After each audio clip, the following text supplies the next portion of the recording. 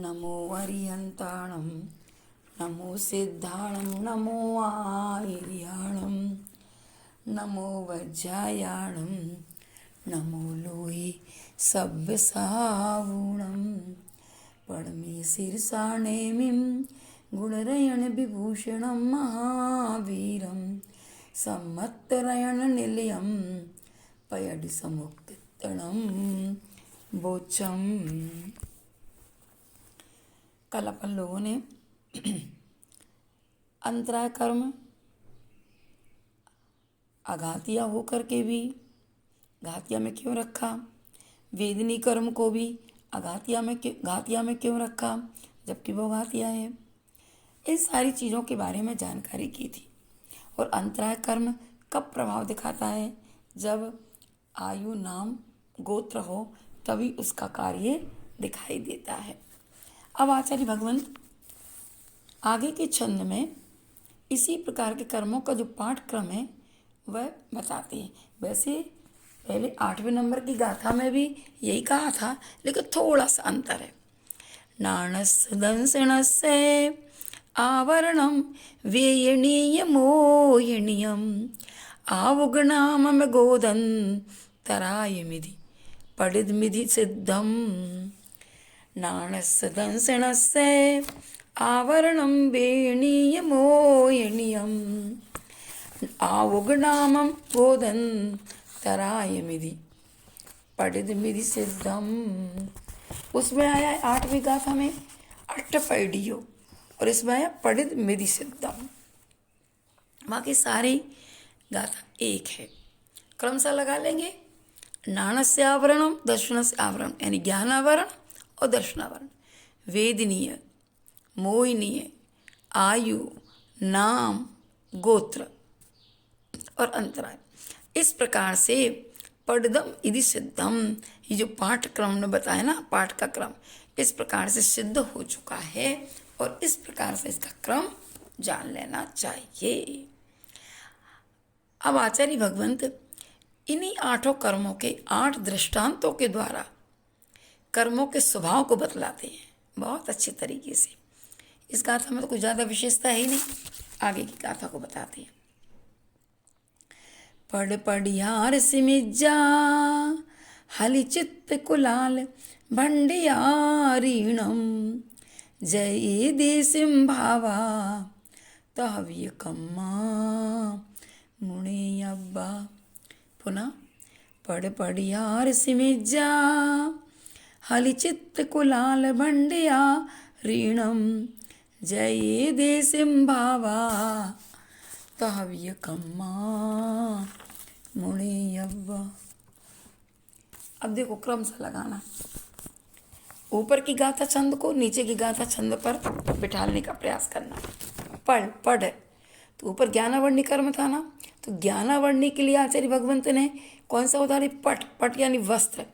कहते देवता के मुख पर ढके वस्त्र के समान ज्ञानावरण है। अब है दूसरा पडियार माने प्रतिहार। तो दर्शनावर्ण के लिए कौन सा उदाहरण दिया? प्रतिहार यानी द्वारपाल के समान दर्शनावर्ण कर। फिर असी मज्जा नहीं, असी अकेला लेंगे, असी माने होता तलवार। तो वो कैसी तलवार होना चाहिए?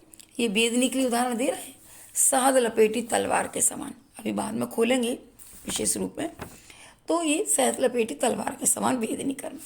और मज्जा यानी मध्य दिया है, मदरा के समान मोहिनी कर्म। वेदनी के बाद मोहिनी कर्म है ना, तो मोहिनी कर्म को मध्य के समान।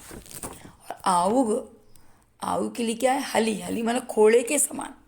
खोड़ा में पैर फंस जाता है, बताया था पहले।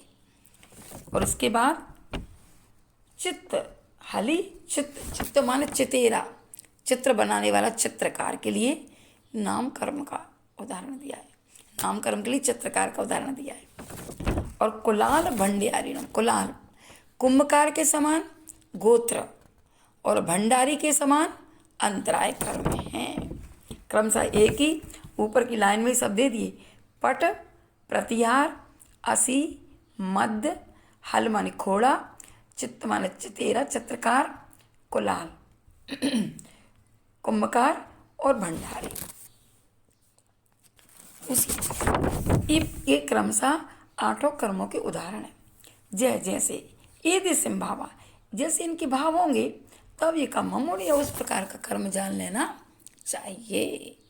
अब आचार्य भगवंत विशेषार्थ में बताते,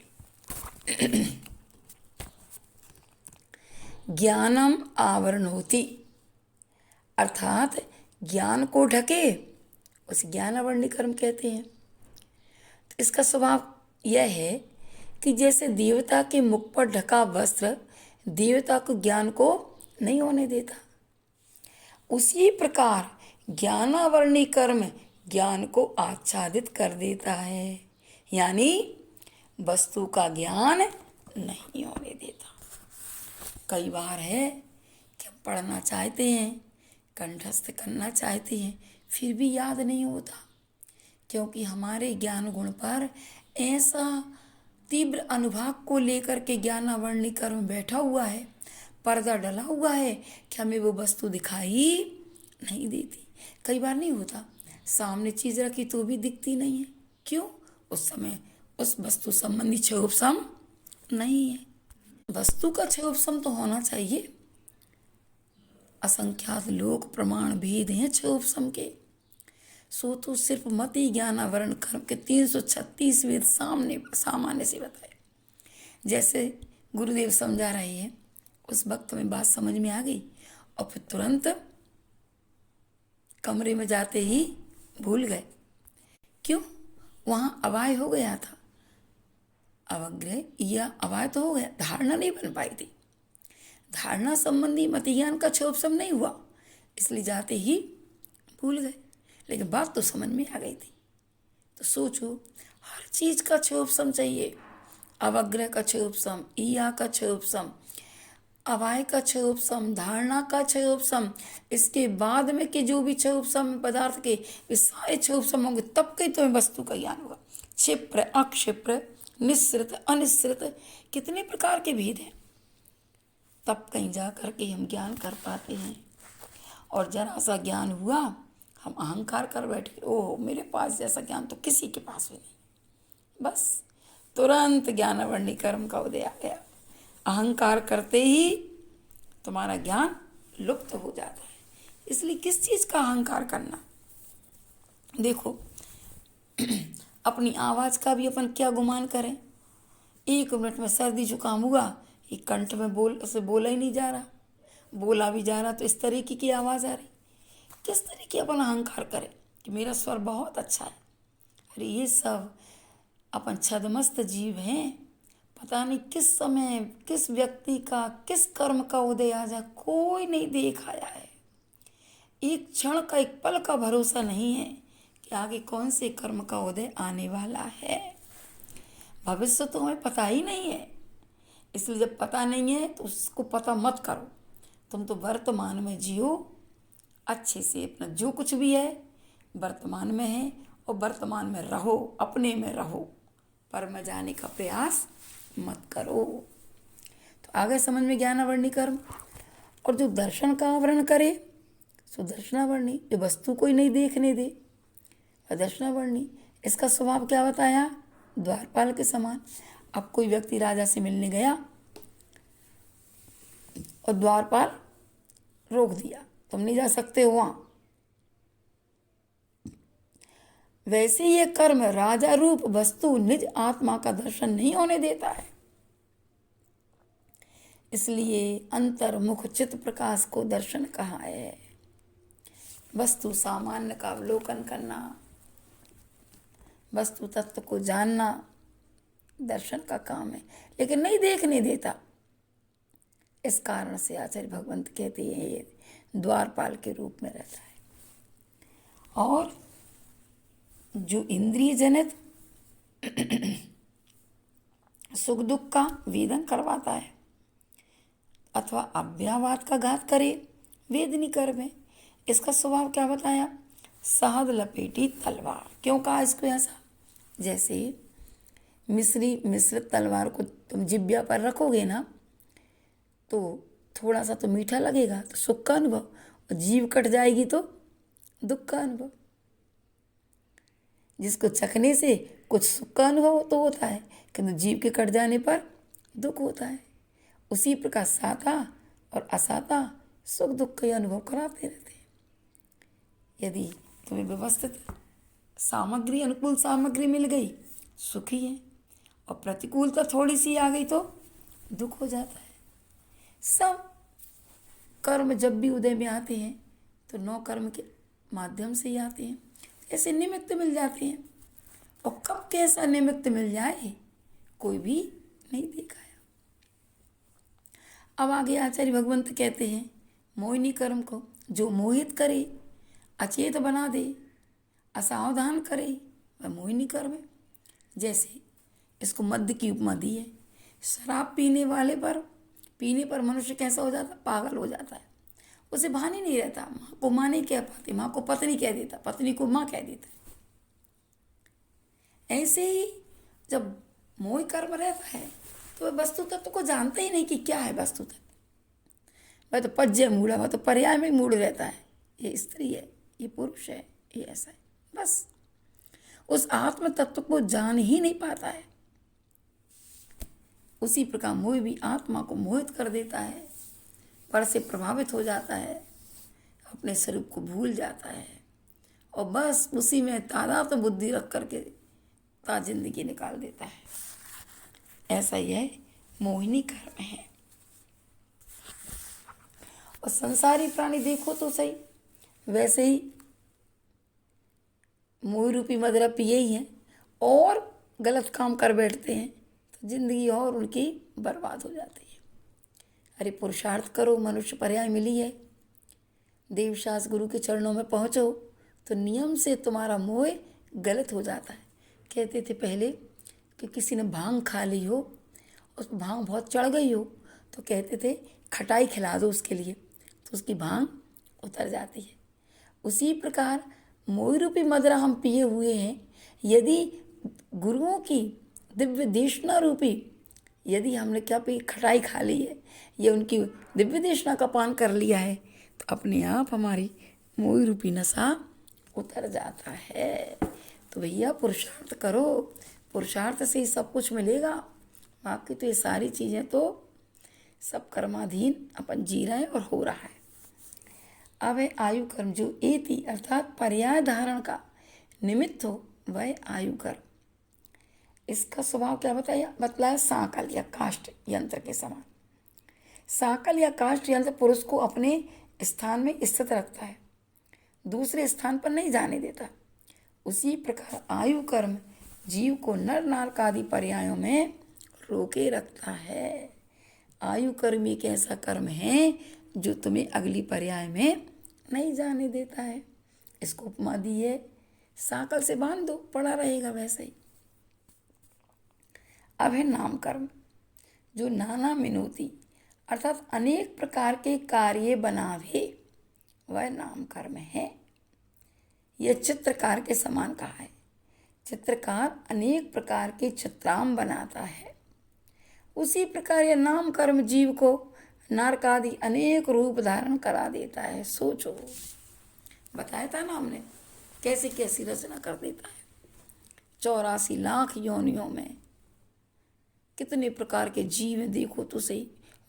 बारिश के मौसम में कितनी जीवों की उत्पत्ति होती है। ऐसे जीव कभी देखे ना होंगे, वो जीव भी देखने में आ जाते हैं। तो ये सब नाम कर्म है। जो जैसा नाम कर्म को लिए हुए वैसा ही उसकी रचना हो जाती शरीर की। जैसे उस दिन प्रश्न आया था ना कि माता के पिता के समान चेहरा हो जाता है, ये तो सब नौ कर्म की वर्णना है, लेकिन नाम कर्म स्वयं का रहता, उपादान स्वयं का है। फिर बाद में सब निमित्त मिलते हैं, कर्म तो अपना ही रहता है। उसी प्रकार नाम कर्म जीव को नरक आदि अनेक रूप से धारण कराता है। अब गोत्र कर्म, जो गमयति अर्थात जीव के उच्च नीचपने का ज्ञान करावे, उच्च नीचपना बताता है, उसे गोत्र कर्म कहते हैं। देखो कुंभकार की उपमा दी है। कुंभकार मिट्टी के छोटे बड़े बर्तन बनाता है कि नहीं बनाता? छोटा घड़ा बड़ा घड़ा बनाता है। वैसे ही गोत्र कर्म भी जीव के उच्च नीच अवस्था का ज्ञान कराता है। देखो अभी तो सिर्फ अपन इन कर्मों के स्वभाव को जान रहे हैं। शायद हमने आप लोगों को तत्वार्थ सूत्र में कर्म बांधने के परिणामों के बारे में भी जानकारी बताई थी। जीव किन किन परिणामों से कैसे कैसे कर्मों का बंध कर लेता है, और बंद करने के बाद जब उदय में आता है फिर रोता है कि मैंने ऐसे कौन से कर्म का बंध किया था। देखो जब कोई कर्म उदय में आया है तो ये तो समझो कि हमारा ही कर्म, दूसरे का नहीं है। भले दूसरे के निमित्त को लेके आया हो, लेकिन है तो मेरा ही कर्म। मैंने ही बीज डाला था, वही तो फलेगा। जैसा बीज डाला था वैसे ही तो उगेगा। अरे मैंने बबूल का बीज डाला है तो बबूल के कांटे तो उगेंगे। यदि मैंने आम की गोई बोई होती तो आम का वृक्ष लगता। इसलिए ये सब कर्म जीव अपने स्वयं परिणामों से कर्म का बंध करता है और उदय में आकर के उसके विपाक का अनुभव भी करता है। ये गोत्र कर्म भी जीव को उच्च नीच अवस्था का ज्ञान कराता है। अब जो अंतरम एक थी अर्थात दाता और पात्र में अंतर या व्यवधान करावे, वह कहलाता है अंतराय कर्म। इसका स्वभाव क्या कहा? भंडारी के समान। बुंदेलखंड में कहावत है ना, दाता दे भंडारी का पेट दर्द करे। देने वाले सेठ जी दे रहे हैं, राजा दे रहा है, भंडारी कह रहा मेरा तो भंडार पूरा खाली हो जा रहा। ऐसे ही होता है कि देने वाले दे रहे और हम ईर्ष्या करके कर्म का बंद कर लेते हैं। इसलिए हमेशा दाता की अपने मुख से प्रशंसा करना चाहिए। भले हमारे पास नहीं है लेकिन फिर भी प्रशंसा करो, सामने वाले की प्रशंसा करके ऐसा पुण्य कमाओ इससे मैं अगले भाव में अच्छा दान कर सकूं, मैं भी ऐसा ही कोई काम कर सकूं, मैं भी जिनालय का निर्माण कर सकूं। ऐसी भावना बनाना चाहिए। कभी भी दूसरे के अच्छे कार्य को देख करके ईर्ष्या परिणाम नहीं करना चाहिए। यदि ईर्ष्या करोगे तो जिंदगी में तुम कभी वो अच्छा काम नहीं कर सकते, और प्रमोद भाव रखोगे तो तुम क्या अगले भाव में क्या इसी भाव में एक से एक अच्छे काम कर सकते हो। इसलिए प्रमोद भाव होना चाहिए। गुणवानों को देख करके, गुणियों को देख करके हर्षित हो जाना चाहिए और उनसे कभी ईर्ष्या नहीं करना चाहिए।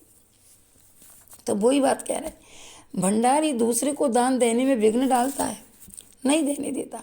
उसी प्रकार अंतराय कर्म दान लाभ आदि में विघ्न करता है। इस प्रकार से आचार्य भगवंत ने इन 8 कर्मों का स्वभाव बताया है।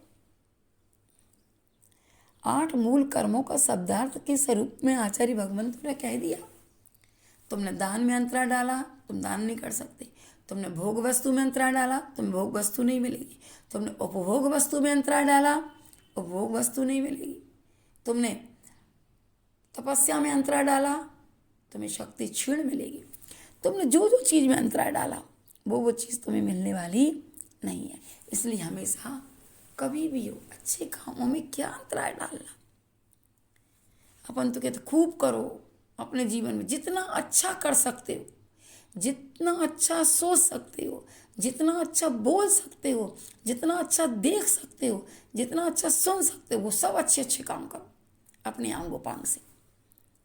जितना अच्छा चल सकते हो अपने जीवन में जो भी काम है अच्छा करो। तो जब अच्छा करोगे तो कर्म भी अच्छे बनेंगे, और जब कर्म अच्छे बनेंगे तो फल भी अच्छा मिलेगा। अपने जीवन में संकल्प लो कि मैं अपने जीवन में बबूल के कांटे नहीं बोऊंगा, बबूल का बीज नहीं बोऊंगा। मैं तो अपने जीवन में अच्छे अच्छे आम्र का वृक्ष लगाऊंगा। मैं तो ऐसे ऐसे वृक्ष लगाऊंगा जिससे मेरा जीवन, ऐसे ऐसे पुष्पों की कलम लगाऊंगा जिससे कि मेरी बगिया में, मेरी आत्म की बगिया में ऐसे सुंदर सुंदर फूल खिले और उसकी सुगंध से मेरा जीवन महक जाए। ऐसा जीवन बनाओ तो बहुत अच्छी बात है, क्योंकि कर्म भोगने में हम पराधीन हैं, लेकिन कर्म बांधने में स्वाधीन है। अपने सारे अंगों पांगों का सदुपयोग करो और इसके बाद धन वैभव जो भी है उसका भी सदुपयोग करो। आवास दान दोगे तुम्हें आवास दान मिलेगा, तो भगवान का मंदिर बनाओगे तुम्हें भी महल बनाने का अवसर मिलेगा। सब कुछ करो अपने जीवन में। भगवान को छत्र चढ़ाओगे तुम्हारे सारे आतप नष्ट होंगे, एक दिन आएगा तुम चक्रवर्ती पद पर बैठो। इस तरीके से यदि अच्छे काम करोगे तो नियम से अच्छा मिलेगा। ठीक है, इतने ही रखें। शुभ।